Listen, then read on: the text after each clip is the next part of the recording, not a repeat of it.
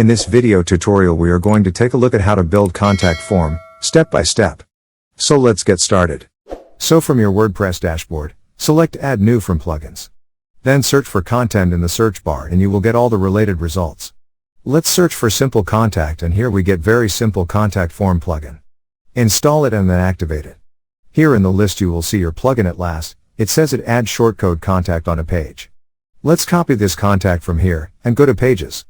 Now select Edit for the Contact Us page and here enter Contact Form and paste your copy's contact text. Then update it.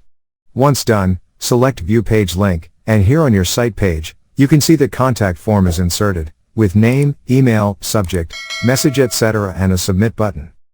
So this is how you can build contact form. Thank you for watching. Struggling with WordPress? WP Learning 101 is your solution. Our free training is perfect for WordPress beginners.